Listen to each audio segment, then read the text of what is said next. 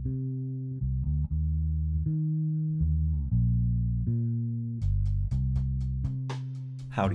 I'm Kyle McClinigan, and welcome to the last episode of the Batt Signal for the spring 2022 semester.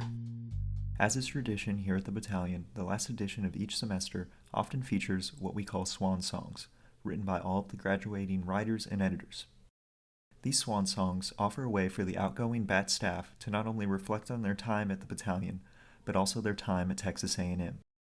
Since this is the last episode of the podcast for the season, I wanted to take the opportunity to feature several of the swan songs from some of our graduating staff. Up first is Aubry Vogel, a journalism senior and news editor at the battalion, who has written over 200 articles.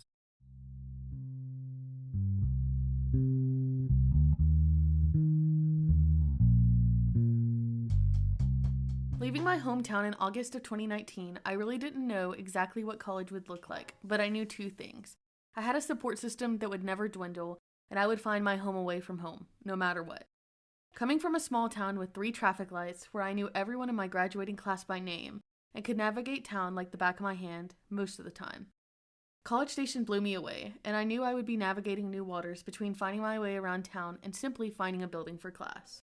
With having such a close relationship with my family and friends back home, I knew moving away would be hard, but I also knew that Texas A&M was where I was meant to be.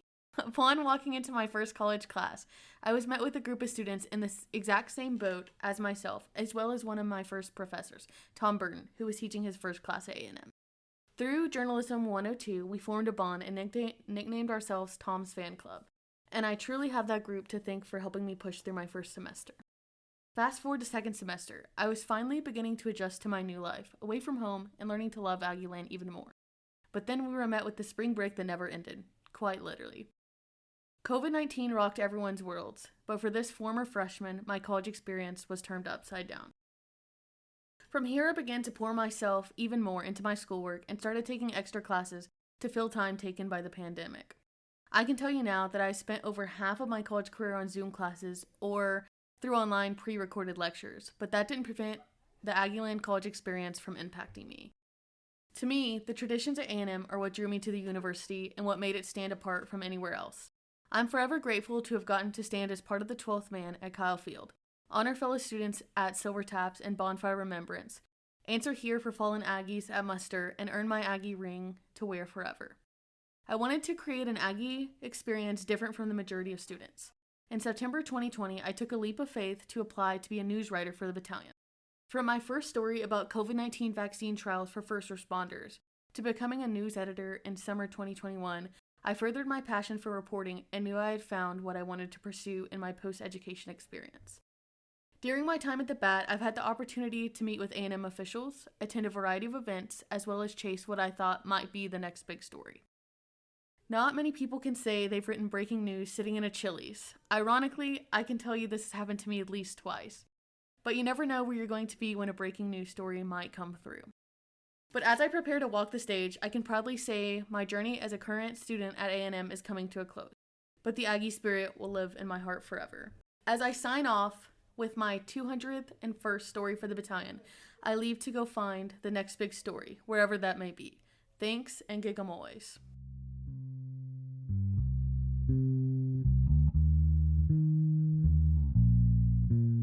Next is Zach Freeman, an anthropology senior and opinion columnist for the battalion.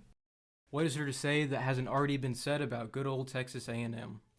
From the peaks of the Texas Avenue HEB to the valleys of the William D. Fitch HEB, Aggieland is truly a sight to behold. If, like me, you're looking to major in underwater basket weaving with focuses in German polka history and left-handed puppetry, then the sky's the limit at Texas A&M. As it turns out, I wasn't cut out for pleaching with the fishes, so I became an anthropology major instead. A genuine world-class institution, the Department of Anthropology is full of some of the best A&M has to offer. Kind, thoughtful, intelligent people are in no short supply between the students, staff, and faculty. Throughout my college career, there isn't a thing I haven't put off until the last minute. Now, as I begin writing this column at 7 p.m., the night before it's due, I look back to try and find where all the last minutes went. Ruminating on the past and preparing for the future has always made me feel a heavy weight in the pit of my stomach and a light feeling in my head. So while I digest my own brain, I'd like to put forward my musings on the meaning of relish. The random drunk girls on Northgate who gave me a burrito when I was desperately looking for a bathroom. Did I know I wanted a burrito? No. Did it help me find the bathroom any faster? Also no. But in that brief moment, amid my growing stupefaction and urge to pee, I truly felt the Aggie spirit between those gooey layers of beans and cheese. I've had a lot of good times and met a lot of great folks. Between my struggles as a first-generation college student and being a general layabout, I haven't had the easiest time at A&M, but I wouldn't change it for the world.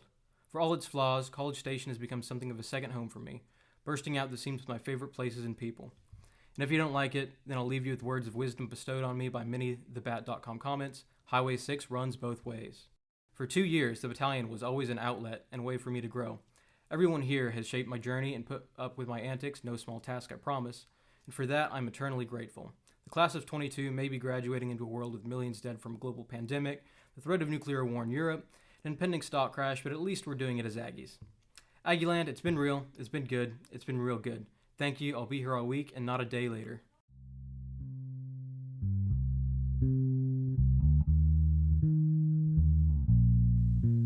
And here's Julia Potts, a political science senior and managing editor at the Battalion. In 3 short years at Texas A&M, I've learned more about myself than I ever thought possible. This may be due to the hectic college environment, or perhaps living away from my childhood home. But I do know for sure that my most valuable lesson was not learned in a classroom. My greatest lesson was learned in a windowless basement filled with some exhausted student journalists. The Memorial Student Center, room L400, home to the Battalion student newspaper, is my home and haven on campus. I stepped foot in the basement only a few weeks after arriving on campus in 2019. And I've learned more about the real world than any university-required elective could have shown me. For the past 3 years, I have spoken to students, administrators, professors, community leaders, and government officials while improving my writing ability beyond anything I could have imagined. I've learned how to ask the questions that are engaging to students and readers, investigate issues that affect this 70,000-person university, and developed some well-needed professional skills. However, none of those compared to one thing. I've kept you waiting long enough, so here it is, my greatest lesson. You don't always get to see your hard work pay off. I know this realization may seem very dull compared to my other shining achievements, but I find it the most valuable nonetheless. For anyone who does not know, this semester the battalion has faced a few challenges, so graciously provided by the Texas A&M administration. I'm happy to report that we continued printing and will do so throughout the summer. However, my coworkers' involvement in President Catherine Banks' working groups have shown me 2 things. Number 1, student voices have little to no effect on the outcome of administrative decisions, unless Aggie Twitter gets involved. And number 2, this challenge is going to last for some time, and likely for many other student organizations as well. For all the work these student journalists have put into making sure the student population is represented and receiving the best A&M news that the battalion has to offer, we are still facing an uncertain future at the mercy of this university. If I could, I would stay until the battalion has once again proven to everyone, especially university administration, that we are an independent, self-producing, self-sustaining, and self-governed student institution. Though I won't have a hand in the inevitable achievement I know my successors will bring, I'll be proud just the same. To the entire Batt staff, Mr. Pills, and all our supporters, thank you for raising your voices and your keyboards in our time of need. I'm sure other student organizations will need all of you in the future. To the A&M administration, you've got one hell of a battle ahead of you. I wish everyone luck in their respective futures at A&M and beyond. Gig 'em and goodbye.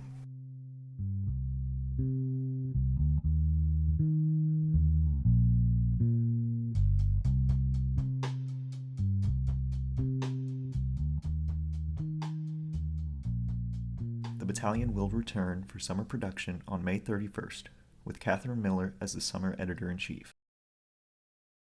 This week's contributors are Aubry Vogel, Zach Freeman, and Julia Potts. This episode was produced and edited by Kyle McClinigan.